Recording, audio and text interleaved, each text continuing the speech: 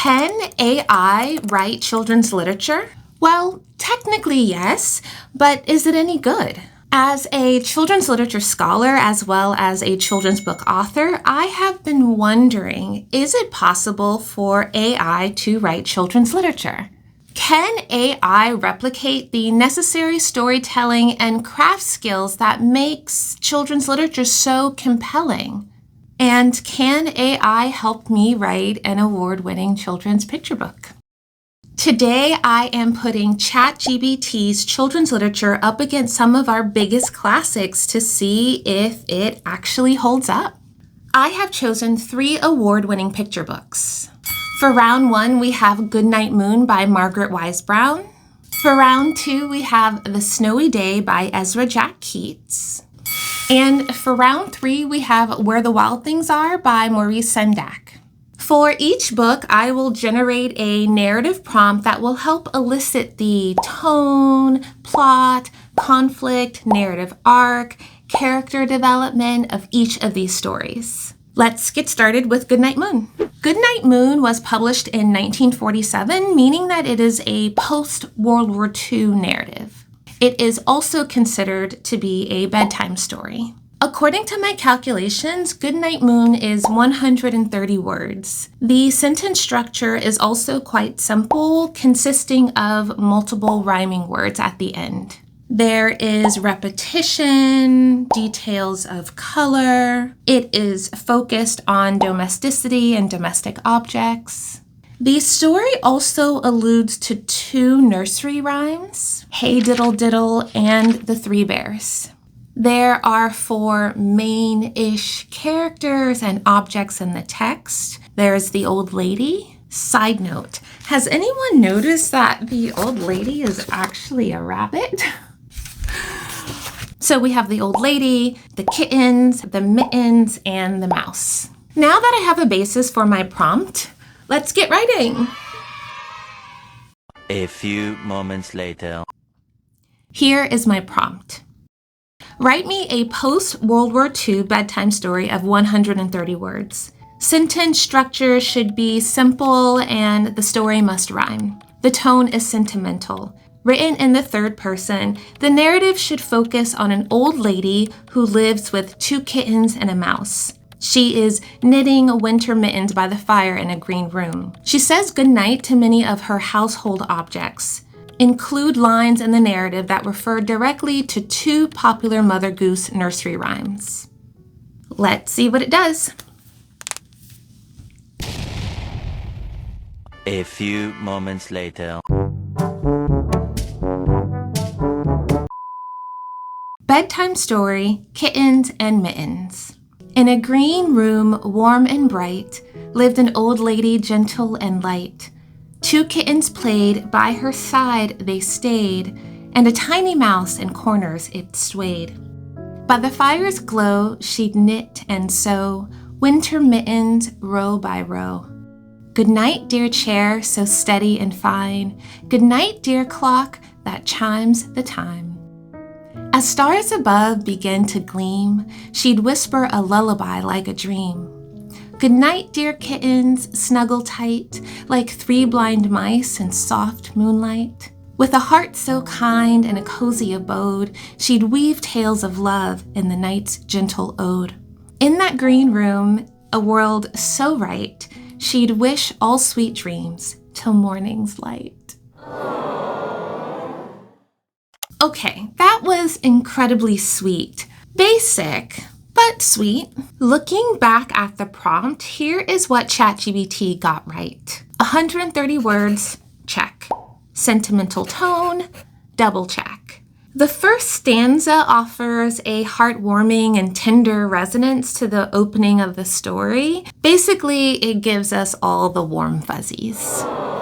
While the sentence and rhyme structure seem quite simple, the words do feel slightly advanced for a bedtime story, which now that I'm rereading, I think I appreciate to some extent. Here's what could use some editing. I do feel that the AABBCC rhyme scheme does feel a little too heavy-handed. So if I were to rewrite this prompt, I would be more specific about the order and pacing of the rhyme scheme. And I must admit that I am confused by the two lines that state, two kittens played by her side, they'd stay, a tiny mouse in corners it swayed. So kittens playing while also staying by her side, and there is a mouse dancing in the corner. I'm not entirely sure what that means.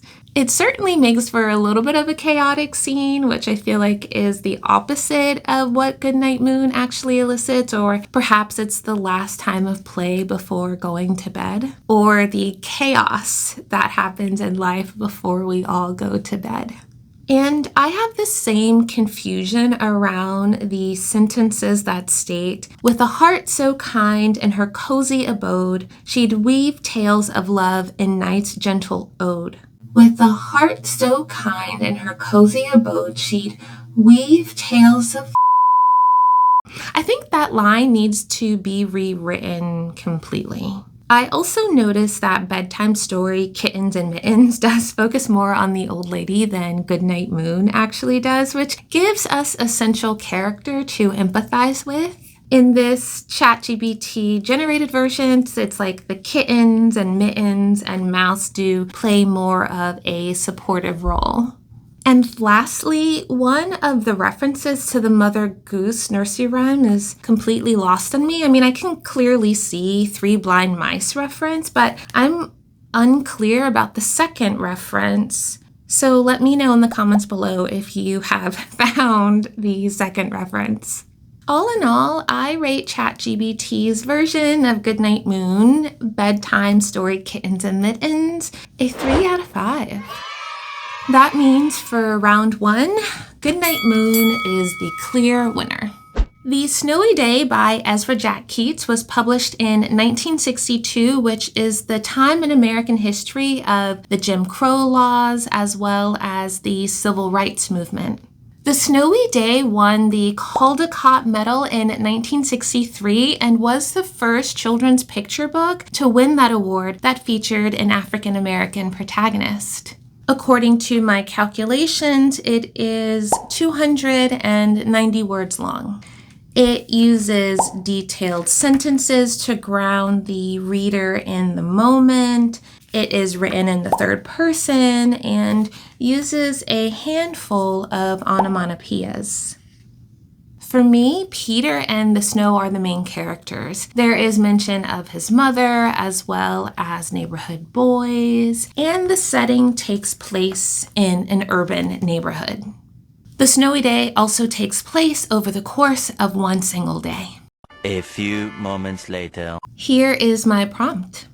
Write me a children's picture book manuscript of 290 words that centers a boy named Peter. Peter spends the day in his urban neighborhood playing in the snow.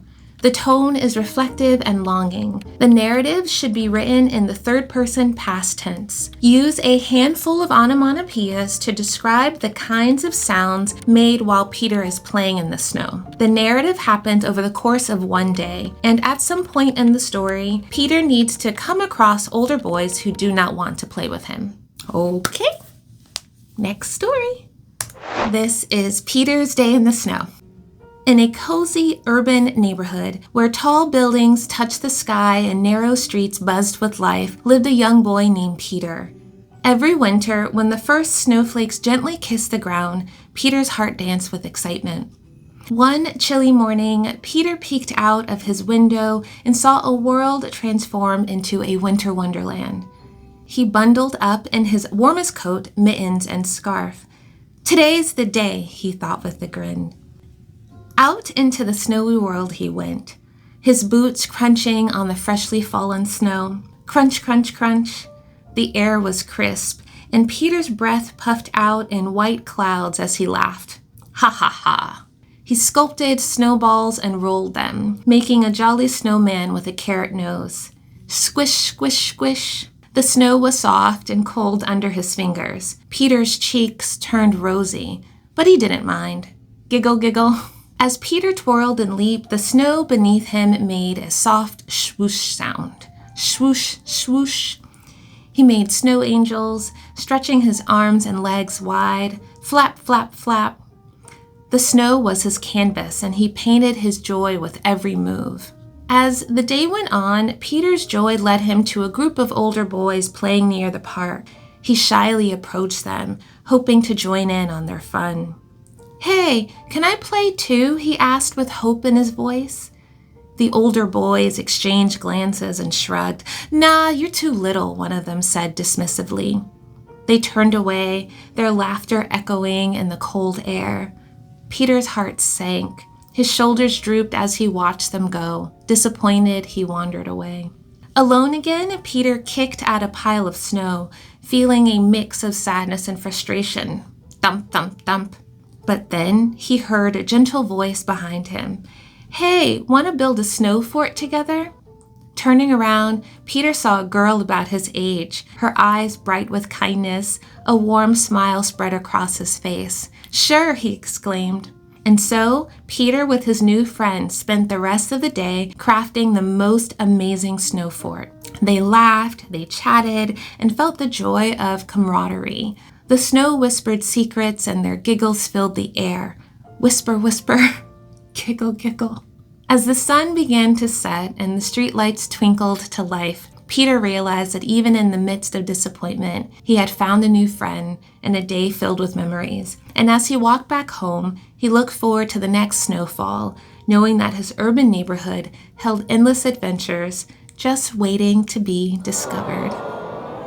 Peter's day in the snow follows a similar narrative time frame as the snowy day, meaning that the story begins in the morning and ends at nighttime. However, Peter's day in the snow does elicit a little more of a kind of seasonal, repetitious, ongoing feel by acknowledging that this kind of day happens every winter and that he's looking forward to the next snowfall. I enjoy the fact that this version uses dialogue. So he says, "Today's the day." We have dialogue between him and the neighborhood boys, as well as dialogue between him and his new friend. And while the dialogue is simple, we have this opportunity to hear Peter's voice, which isn't the case in the snowy day.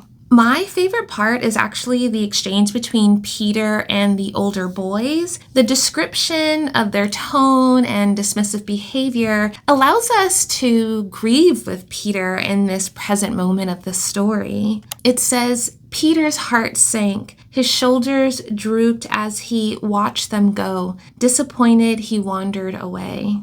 Now that I read it again, I think deleting the last sentence of that section would be beneficial and make that section a little bit stronger. It would then read, "Peter's heart sank. His shoulders drooped as he watched them go. Alone again, Peter kicked a pile of snow, feeling a mix of sadness and frustration." I like that edit better. By deleting that additional description, "disappointed, he wandered away," the narrative moves forward a little bit more quickly, and this is also an opportunity for the illustration to convey this moment so it doesn't have to be too pedantic. In other words, show, don't tell. Okay, now let's look at these onomatopoeias. We have crunch, crunch, crunch. We have ha, ha, ha. Giggle, giggle, flap, flap, flap, whisper, whisper. Basically, most of these onomatopoeias are a fail. I did realize that I forgot to add the mother into the prompt, so there is no mention of her here, and as a result, we then have more space for the interaction with him and the neighborhood boys, as well as with him and his new friend, which I think worked out really well. Overall, I would give Peter's Day in the Snow a 4 out of 5. And while this was a close round for me, The Snowy Day is still the winner. Where the Wild Things Are was written and illustrated by Maurice Sendak and published in 1963. Oh, that means it is only 1 year apart from the publication date of The Snowy Day. It also is the winner of the Caldecott Award and won the year after The Snowy Day. According to my calculations, it is 338 words long. It is a book about fantasy featuring a young boy named Max, perhaps around the age of 6 or 7 years old. The actual story takes place over the course of the day. However, it focuses mostly on the nighttime portion of the day. There is also a different narrative time frame when he is in his fantasy that lasts a little over 2 years. The tone of the book feels rebellious, mischievous. Max seems to be at an age when rules and social decorum just do not sit right with him. He's like this wild thing, as his mother mentions in the story. Max is also quite self-governing. He's not playing with any children his age. Instead, he's playing by himself in his room with his imaginary monsters. The sentence structure is simple. There is use of dialogue as well. A few moments later. Here is my prompt. Write me a children's picture book manuscript of 338 words about a 7-year-old boy named Max. Max is rebellious towards his mother and does not have any friends except for his imaginary monsters. He speaks rudely to his mother and she sends him off to bed with no dinner. In his room, he dresses up like a monster. Then his room slowly turns into a forest where the monsters play and dance with him. Max becomes hungry and wants to leave the forest and heads back home on his boat. Moments later, he is back in his room where a hot meal is waiting for him. Okay. Max and the Magical Monster Forest. Once upon a time, in a cozy little house, lived a 7-year-old boy named Max. Max was quite the rebel. He loved to stomp his feet and make funny faces, especially when his mother asked him to clean his room or finish his vegetables. He didn't have many friends, but that didn't bother him. He had something even better: imaginary monster friends. One sunny afternoon, Max's mother asked him to help set the table for dinner. "Max, please set the table, sweetheart," she said with a smile. Max scrunched up his face and mumbled, "I don't wanna. You can't tell me what to do." His mother's smile turned into a frown. "Max, your behavior is not acceptable. You will have to go to bed with no dinner tonight." Max huffed and stomped to his room, slamming the door shut. He flopped into his bed and crossed his arms. But Max wasn't just any boy. He was a clever one.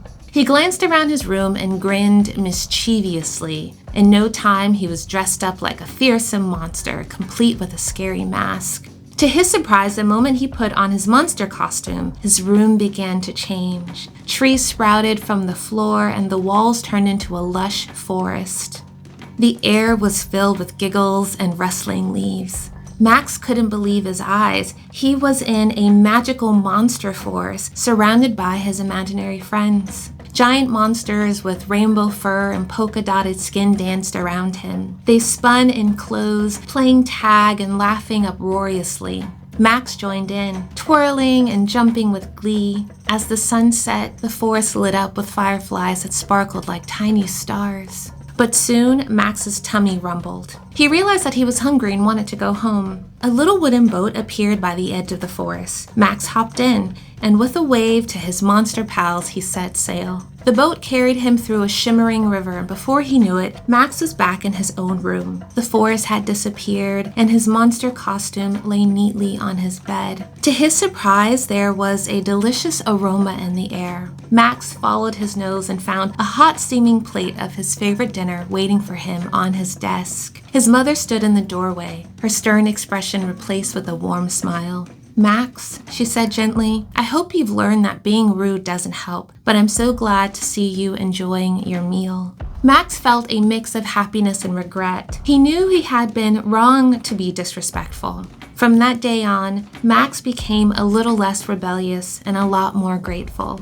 And even though Max didn't see his monster friends again, he knew they were always there, ready to dance and play in the magical forest of his imagination whenever he needed them. Oh, Max. I like it. I really enjoyed reading that. Of course, there are some places that need editing, but overall, I thought it was really well done. Okay, ChatGPT. Now rereading it, here are the things that I would do. I would honestly delete the first sentence and begin the story with, Max was quite the rebel. That way we get to meet Max right away, and it also alerts us that the story is going to be centered on Max's rebellious nature. And the next line also establishes his relationship with his mother, who is the supporting character in this story. I wonder if the story should be in the present tense. Max is quite the rebel. He loves to stomp his feet and make funny faces, especially when his mother asks him to clean his room or finish his vegetables. What do you think? What is also working well is how and when the dialogue comes in. If you notice, the only time that dialogue is being used is when he's speaking to his mother, which actually feels quite of an intentional choice. I also appreciated the detailing of the monsters. It says, giant monsters with rainbow fur and polka-dotted skin danced around him. And the last thing that I want to comment on that really surprised me, and I think in a good way, is the detail around Max putting on and taking off his costume. It reads, to his surprise, the moment he put on his costume, the room began to change. Trees sprouted from the floor and the walls turned into a lush forest. Then later on it says, the forest had disappeared and the monster costume lay neatly on his bed. I wonder why that feels so poignant of a detail for me. A few moments later. I think it's because the putting on and taking off the costume feels like there's this moment of growth, of agency, of positive change with his relationship with his mother. It also signals that he has this care for his wild side. It reads, his monster costume lay neatly on his bed. So it wasn't thrown on the floor, it wasn't put in the trash can, but neatly folded on his bed, as if it were placed there with care. I really appreciate that small detail. I hate to say it, but I think I prefer Max and the magical monster forest over where the wild things are. Of course, the title needs some editing. Max and the magical monster forest is a mouthful of an alliteration. But overall, I think I give it a 5 out of 5. Max and the magical monster forest is the winner. So tell me what you think. Can AI write children's literature? I will see you in the next video.